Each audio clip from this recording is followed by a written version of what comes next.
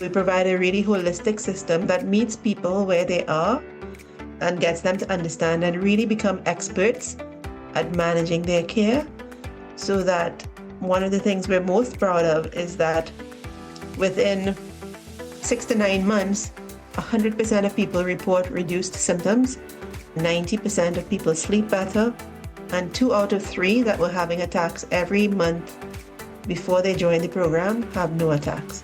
And that's been independently validated. So it's very life-affirming and really meaningful for me to be able to do what we do. I'm Melanie Barr.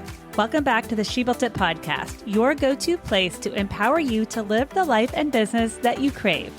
I'm here to talk about everything from having the courage to make life and career leaps to the details of how to lead effectively, create successful teams, implement strategies for growth, and infuse tech innovation. I'm here to celebrate your wins and navigate through your challenges. I live in the city now, but I grew up in a town of 1,000 people. I've navigated major life leaps, a senior level corporate career, worked in professional sports, and now as a successful entrepreneur who loves business, technology, family, and making meaningful connections with you and the She Built It community. I also love a good workout and dose of self-care. Magic happens when we focus on the part of ourselves and our business that brings us joy. So turn up the audio, open your favorite notes app, grab your favorite drink, and here we go. Welcome to the She Built It podcast. Thank you for joining us, Sharon. Let's start with your story. Tell us who you are and what inspired you to build Healthcare Originals.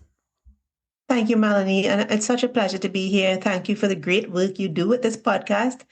It's amazing to highlight the successes of female builders. The most important thing I would say about me is I have asthma, and that's really what drove me to start Healthcare Originals. It's not just the fact of having asthma, it is really looking at the fact that I almost died many times from having it. I'm sorry. Thank you. And the effect that it really had on my family. What I say to people is respiratory diseases, more than most, very immediate in their impact, and they're really thieves of joy. So I share a story. The first time I almost died from an asthma attack, I was 5. And it was Mother's Day. We were all supposed to be going to church and planning a great day, but I couldn't wake up. And I ended up having to be hospitalized. And I remember looking at my mother while I was on oxygen and seeing how she was crying. And my sister tells the story of driving home with my dad. She's 9, sitting in the back seat, of course. And my dad, who was the original tough individual, pulled the car aside and broke down because he had almost lost his 5-year-old kid. And I say these diseases take such a toll on family that really people want peace of mind. And I'm doing this for every experience that my parents had like that. I'm doing this for my spouse, who now worries, and helping more than 690 million people in the world with this condition. And I bring to bear on this lots of experience in building and deploying innovation. This is the best thing that I have ever done. And it will be the best thing that I have ever done. That is great. And I'd like to hear more about your company and what you do for people. Yes, we help people with chronic respiratory diseases, specifically asthma and chronic obstructive pulmonary disease, or COPD, live well with their condition. So we have a technology base where we have this wearable device that is soft and flexible and elegant. And what it does is it sits on the upper torso, front, side, or back, and hidden under the clothing. And what it does is you could consider it like a stethoscope on steroids, where it's listening, and with AI on board, it's interpreting the sounds that are coming from the lungs. So very different from a phone or a watch. We are able to listen to the lungs in high fidelity. And you could say that what we do for respiratory disease is similar to what continuous glucose monitors do for diabetes. When the technology was originally premised, 3 clinical studies were done at the University of Rochester that showed that we could predict asthma attacks up to 3 months in advance. And that is my game-changing, and important. Now, the corollary to that is we don't want people walking around worried if they're always on the way to an attack. So what we do is we pair the device with expert respiratory therapists who help people to understand when the device is saying this, what they should do to prevent an attack. And so we provide a really holistic system that meets people where they are and gets them to understand and really become experts at managing their care. So that one of the things we're most proud of is that within 6 to 9 months, 100% of people report reduced symptoms, 90% of people sleep better, and 2 out of 3 that were having attacks every month before they join the program have no attacks. And that's been independently validated. So it's very life affirming and really meaningful for me to be able to do what we do. Yeah, that is amazing. And you're helping so many people. And it's so interesting how one child can be affected, the other one not be. I'm a twin mom, and my son had severe sleep apnea, trouble breathing. He had to be hospitalized one time because he just could not get the air in. We ended up removing his tonsils, and he sleeps through the night. But I went through one of those scary moments of going to the hospital. And as a parent, sometimes you don't know what to do in those situations. You're doing everything you can to try to help them. Yeah. And thank you for sharing that story. I'm sorry you had to go through that. It's so interesting because are they identical twins? A boy and a girl. No. Okay. So fraternal. Yeah. Okay. That explains it. And I'm glad that you were able to get through that. Yeah. Since we've had his tonsils removed, that has helped. But I've been through those scary moments of not knowing what to do. And I'm sure you're helping so many families. I tell people as a child, I was aware that everyone around me was going crazy. I can't tell you that I panicked.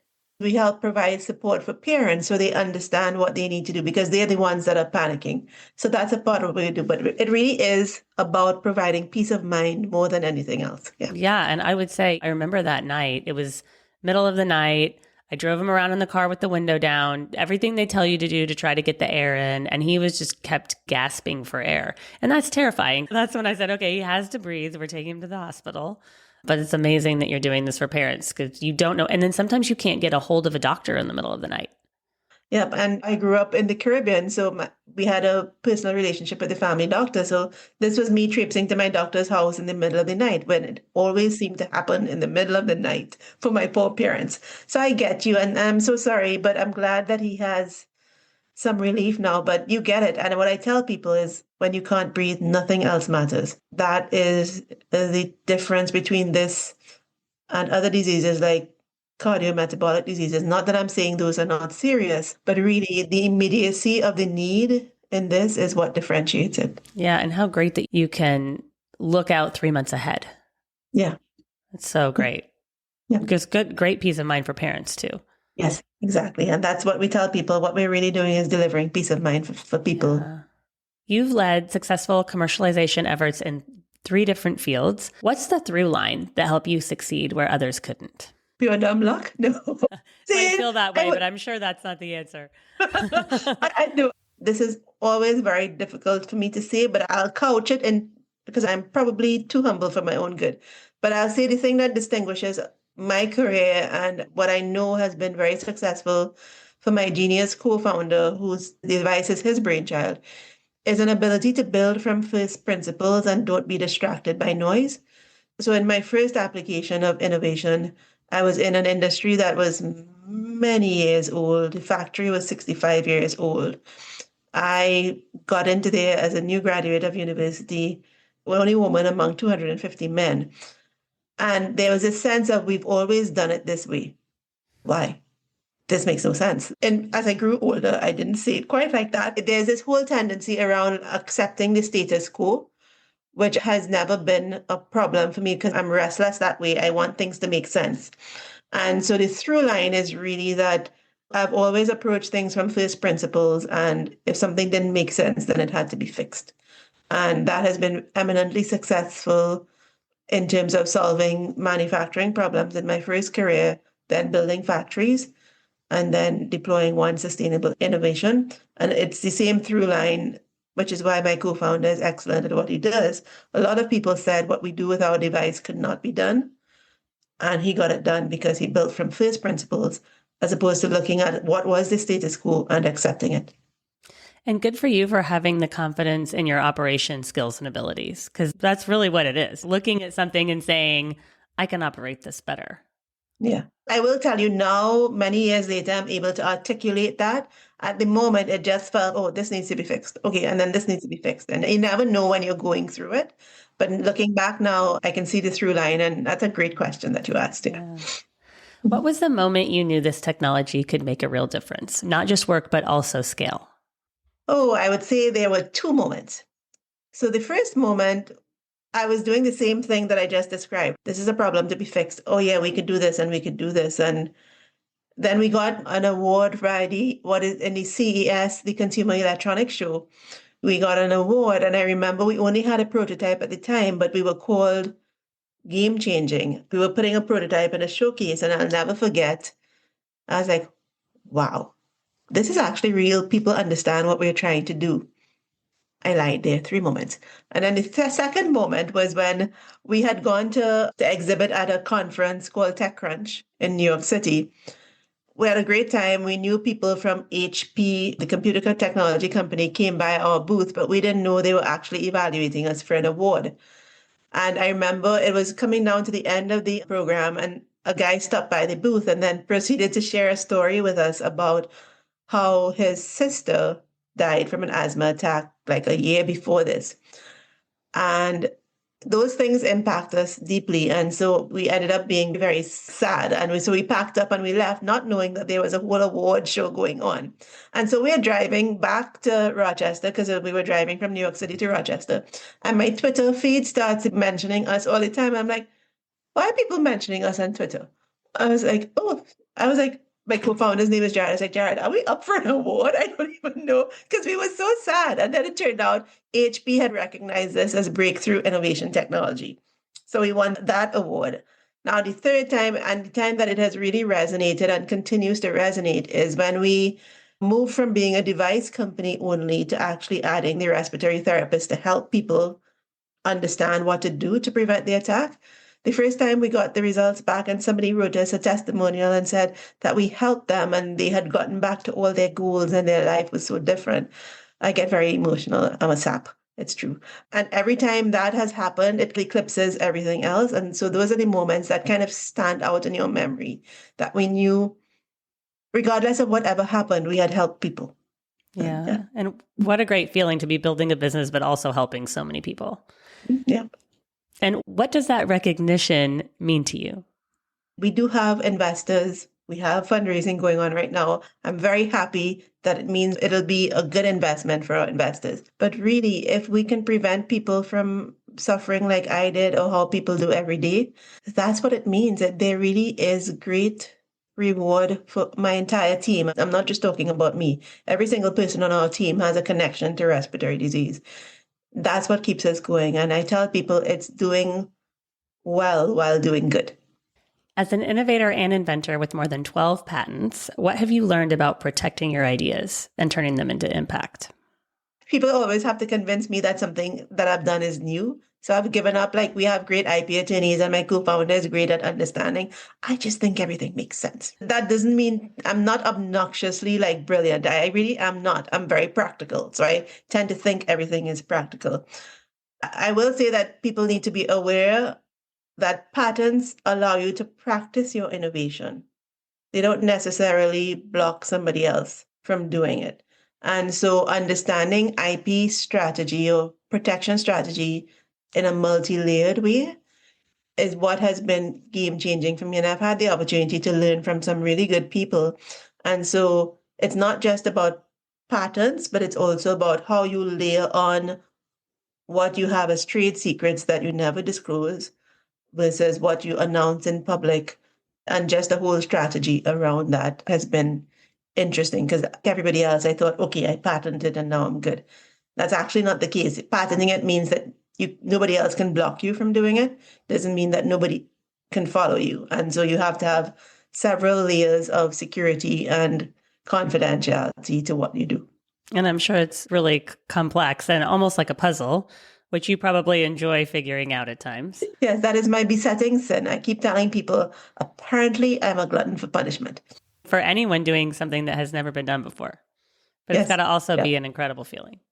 Yes, it is. And I have great respect for anybody who takes a leap and there's a startup tries to change the status quo, even if you fail in the eyes of the world, for me, what I tell people is failing would have been not trying. Because if you're deeply passionate about something and you can't afford to do it, you need to give it a go.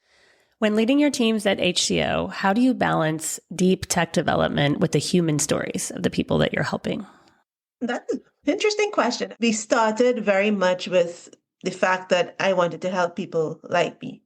So that has always been front and center. And in the first few years of development, I was the voice of the customer who kept saying no. And so, like, the whole idea of the wearable being what we call invisible, being worn under the clothing, was not just my experience, but the experience of many people who are like, we have inhalers, we have lots of stuff that we have to carry. I don't need another way to advertise to people that I have a condition. And I would say that we took that feedback on board. And because my co-founder has experience with both his mother and his spouse having asthma, I have that experience. Our early developers also had that experience. It was very easy to keep that front and center. And since we've expanded the team to include respiratory therapists, we have a great chief medical officer as well. It's actually difficult for us to do tech without understanding the human stories that drive what we're doing. So we've been very fortunate in that response. We haven't been like tech people deep down in a solution and then hoping somebody will use it. It's been front and center for us all the time. What do you think other women in tech or health tech need to hear right now as they're trying to bring their ideas to market? It's tough. Very few people are going to understand what it's like to build as a woman in deep tech, but find your community.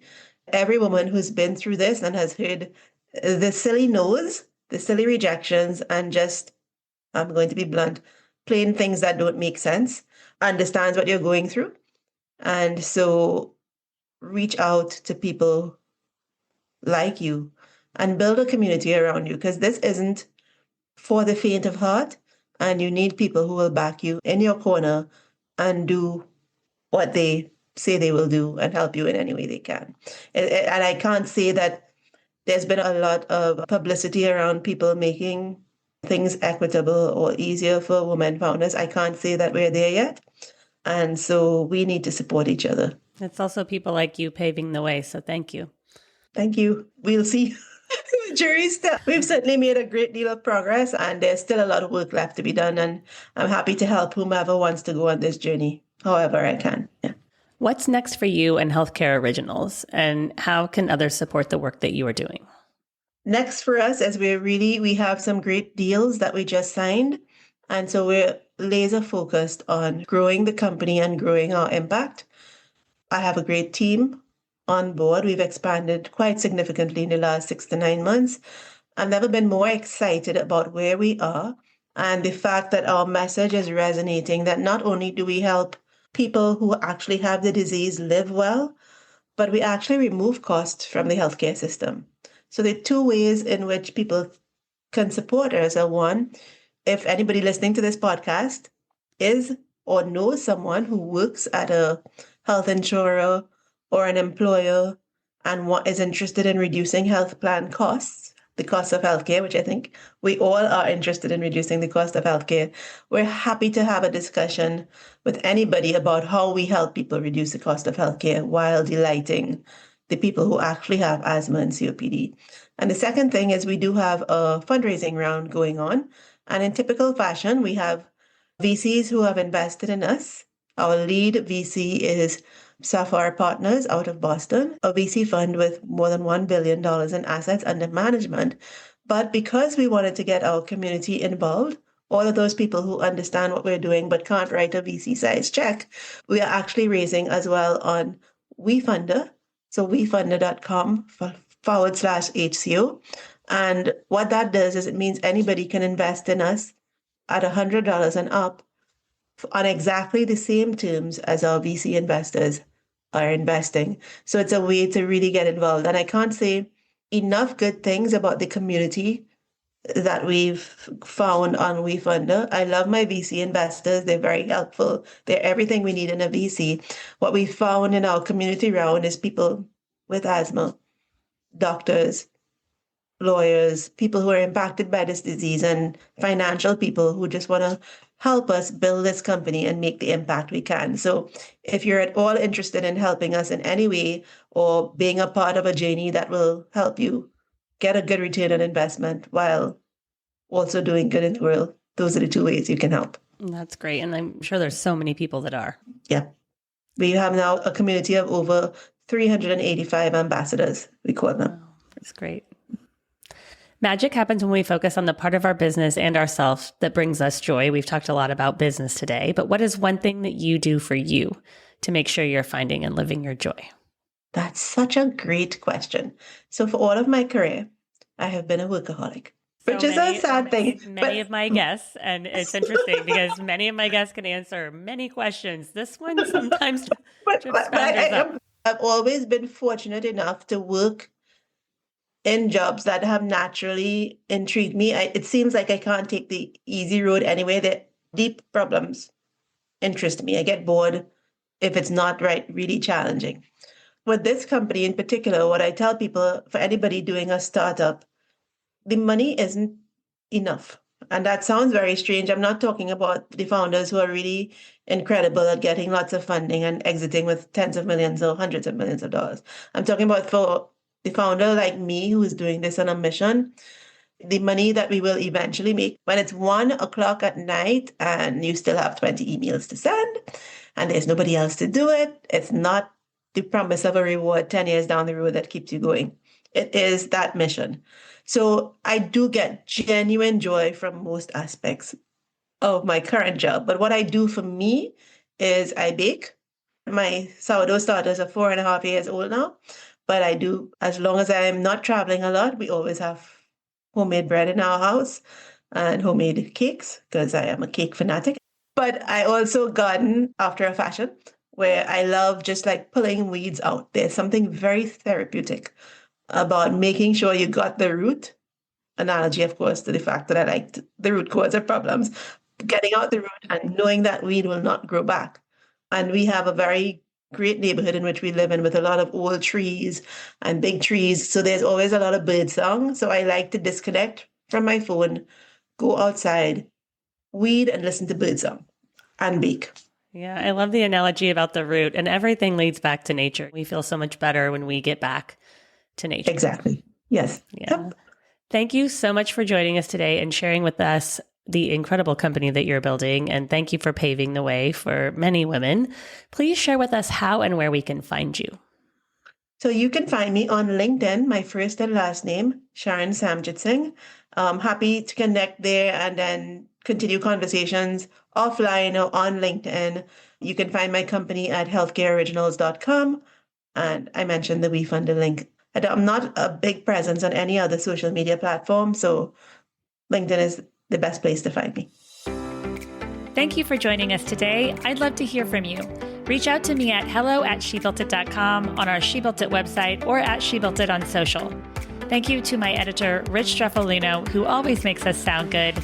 Until next time, let nothing stop you from experiencing the life and business that you crave.